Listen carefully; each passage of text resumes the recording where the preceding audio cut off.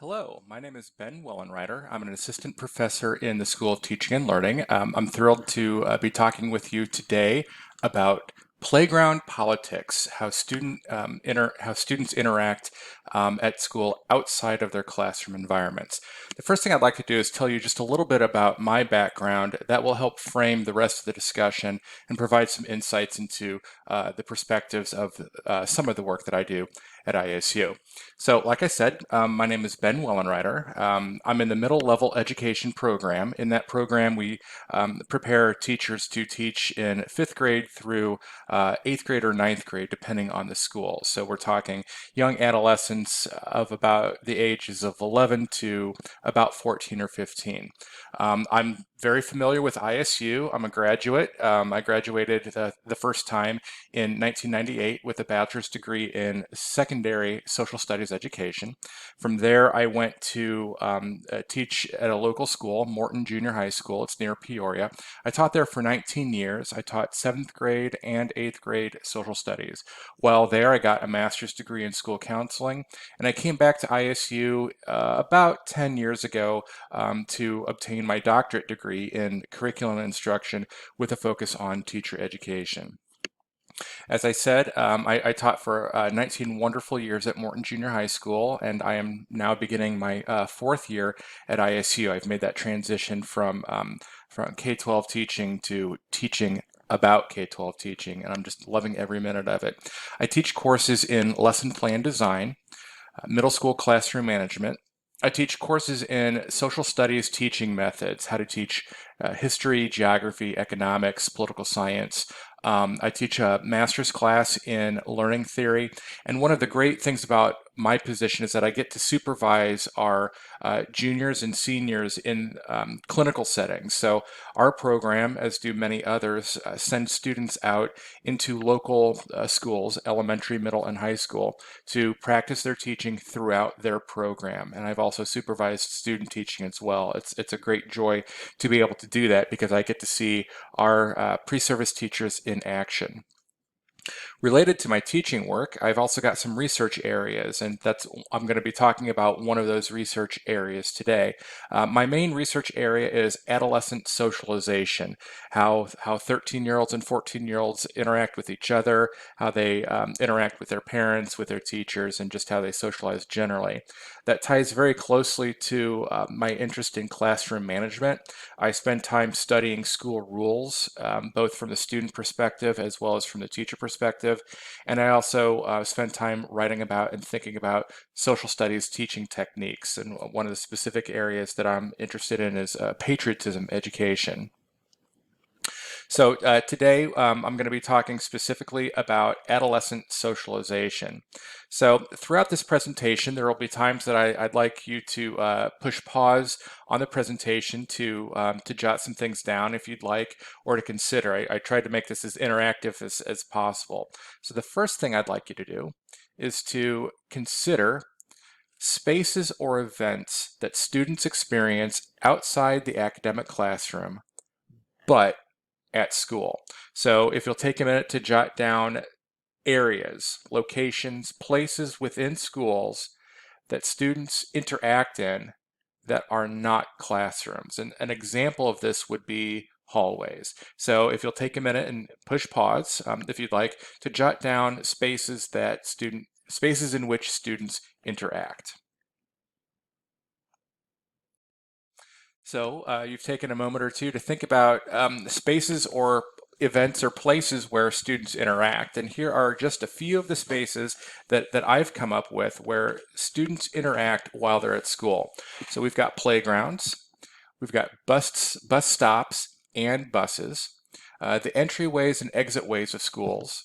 Of course, we've got hallways. A lot of interaction takes place there, especially for middle and high school students. We have locker rooms. Near water fountains. I recently completed a research study that focused on how students interact around water fountains and how they interact with the adults that are doing the supervision there. We've got gymnasiums, cafeterias.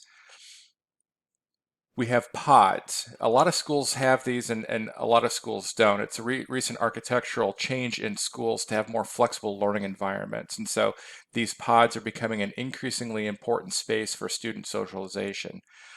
Outside of the school, we have bleachers and sporting venues where students interact socially. So the reason that this is such an important area of study is because even though we spend a lot of time as teachers thinking about what takes place inside the classroom, what takes place outside the classroom can be of extreme importance in the lives of our students, both in ways positive and in ways negative. And it's my overarching goal with my research to consider how the whole student experience plays out both in the classroom and outside the classroom. One area that I've spent quite a bit of time focusing on specifically is the cafeteria. And so what I do is I go in and I interview students in various schools to ask them about their life in the cafeteria and their life in the hallway. And I came to the very quick conclusion that a lot takes place there. So what I have is a quote from one of my participants. Her name is Phoebe. She was a 7th grader at the time. Middle schoolers really have some interesting things to say about life in the cafeteria. And so here's what Phoebe says. She says, like, one day it can be like, oh, wow, this is horrible. Everyone is like getting mad at this person. And then the next day it can be like, oh, wow, this is fun and stuff because we're all talking. There's a lot of dynamic change that takes place in a middle school cafeteria from a day-to-day basis. Likewise, I asked a small group, and Phoebe is in this small group as well. I asked a small group about the differences that boys experience from the differences that girls experience in the cafeteria. And so here's my question to the group. What do boys get in trouble for? And Albert says, stupid stuff.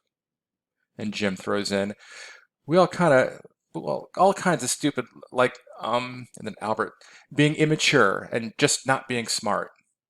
Phoebe adds to that, like immature. Albert says, well, that's just what I said. Jim says, yeah, running outside, a lot of stuff. So the boys get in a lot of trouble. So I ask the question, what do girls get in trouble for? Jim thinks, well, Phoebe says, we really don't get in trouble.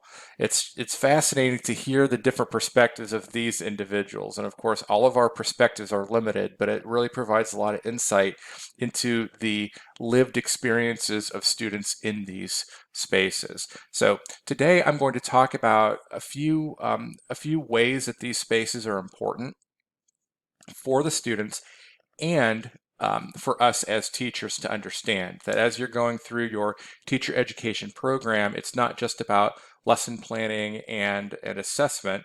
It's also about the social and emotional development of students. So that's where we're going to start.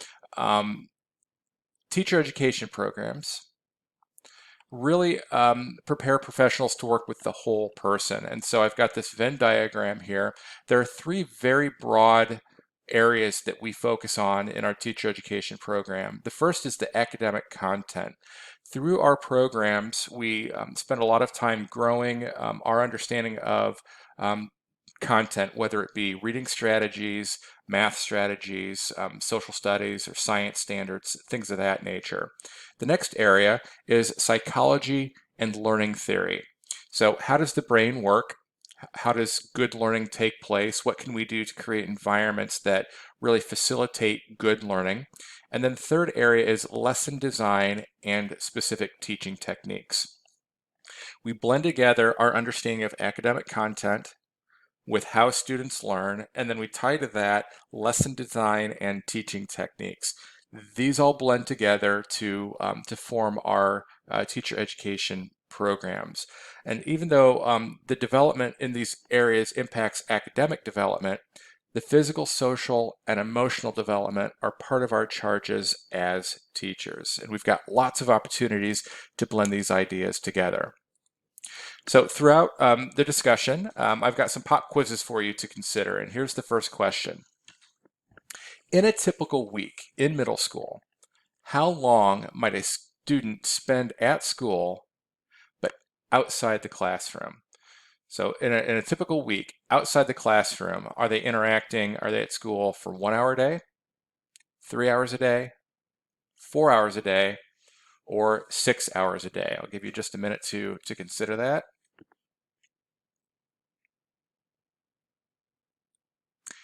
If you guessed 6 hours, you'd be correct. It's roughly 6 hours depending on the schedule.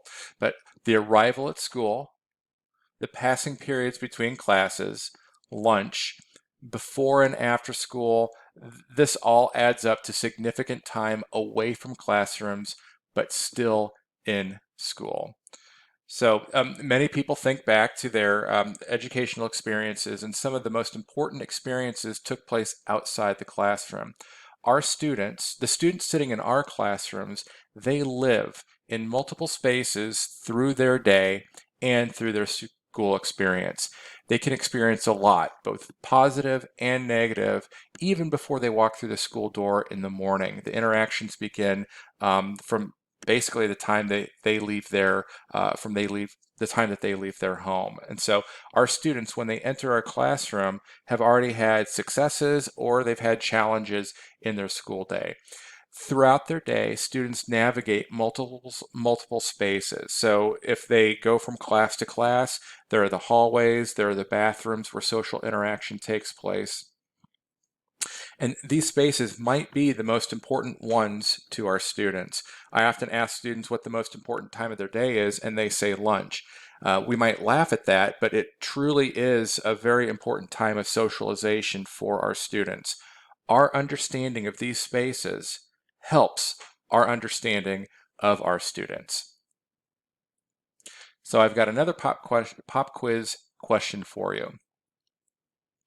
So this is a research study that was done just a few years ago, and I'm going to ask you to define what each of these little red dots are. This is a map of a school.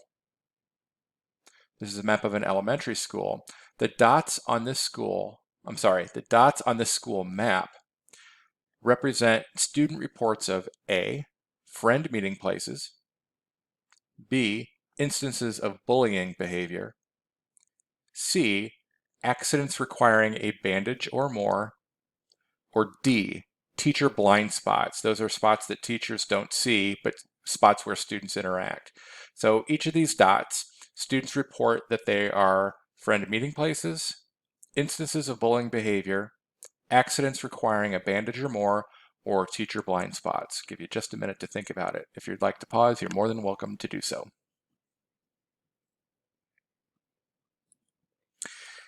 If you guessed B, instances of bullying behavior, you'd be correct. So this study asked a bunch of elementary students, where does bullying take place? And they gave the students a map of the school, and the students identified these spaces.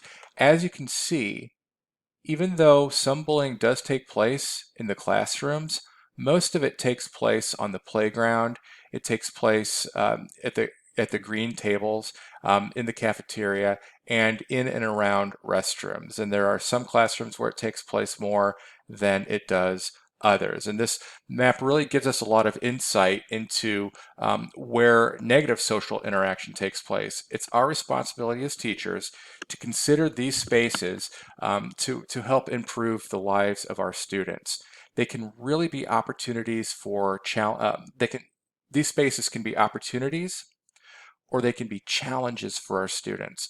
Our work includes assisting students in navigating these different spaces, and it's a pleasure to do so, to help them along not just with their academic development, but with their social and their emotional development as well. Our work includes embracing these spaces as learning spaces. There's that concept that everything I needed to learn, I learned in kindergarten.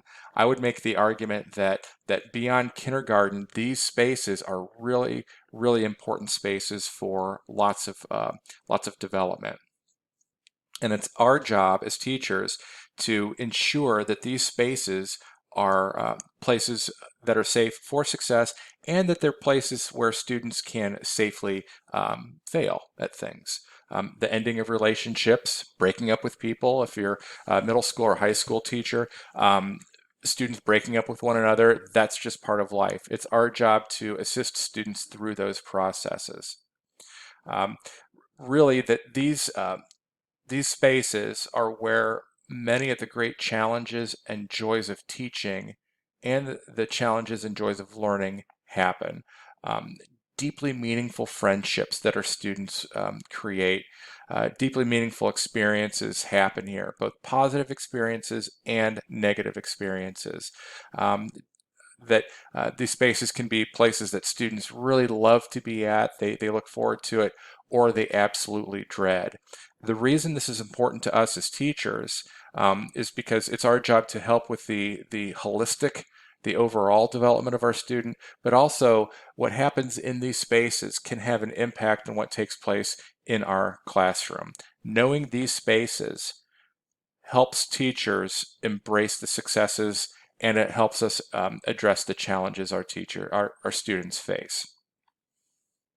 So if you think about the stereotypical middle school dance, there's a lot that takes place there, and that has an impact on our students, which means it has an impact on us as teachers. That a student can start off their day ready to go, and they can come home and really be worn and torn from the day, either in a positive way or a negative way. But us as teachers, it's our job to really assist students through their whole schooling experience. So I've got a third pop quiz question for you. So which of the following are Illinois learning standards? And pick all of the ones that apply. And we're looking to the Illinois State Board of Education for these statements. So which of these are learning standards? A, recognize that others may experience situations different from oneself. B, identify verbal, physical, and situational cues that may indicate how others may feel. C, analyze similarities and differences between one's own and others' perspectives. D, demonstrate how to express understanding of those who hold different opinions. So which of these are required standards by the state of Illinois, in addition to math, social studies, science, and language arts? I'll give you just a minute.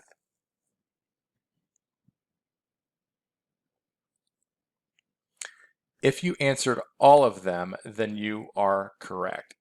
All of these are learning standards that need to be taught in Illinois schools. And often as teachers, we unfortunately skip over these social emotional learning standards and focus on the academic ones. But these are really important standards for our students to experience throughout school. For your future consideration as you go through your teacher preparation program, I'd like you to consider how your own experiences as students in these spaces might inform your future teaching practice. We've all had successes in these locations. We've all had failures in our locations. How do you, as you make the transition from student to teacher, blend your experiences into your future practice? Another question for you to consider, what roles should teachers play in assisting students in their socialization in these spaces? How much should we help? When should we stand back and let nature take its course? What role should teachers play in assisting students in their socialization? What can be done to make these spaces safer and more positive for students? A lot of these spaces often have challenges and troubling processes that take place in them. What can we as teachers do to make these spaces safer? And I'd like you to consider the various spaces through which you move during your day. How do your roles and your social norms change depending on those spaces? And the reason I ask this question is because if you observe students on the playground, in the cafeteria, in your classroom, and on buses, you're seeing 4, 5, 6 different individuals because their personalities change as their spaces change. And I'd like you to consider the spaces that you move through during your day, how you change within those spaces, and how that concept might be important for you as a classroom teacher to keep in mind when you're working with your students. overall, as teachers, we really have the privilege to be part of our students' holistic overall development. It's not just about academics. It's social emotional, it's cultural identity development. Our job, it goes well beyond lesson planning and classroom management. Our job is to assist students in their social development as well, as they grow from children into the adult world. And some of our greatest joys as teachers and some of our greatest challenges of teachers really happen outside the classroom. And I'd just like you to consider these different spaces as part of your overall teacher development, so that when you enter your classroom space, when you enter your school space, you see the hallways, the cafeterias, the locker rooms, and the school buses as spaces of learning that you as a teacher can embrace.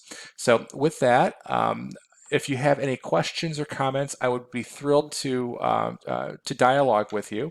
Again, my name is Ben Wellenreiter. You can contact me at the email addressed below, brwelle at ilstu.edu.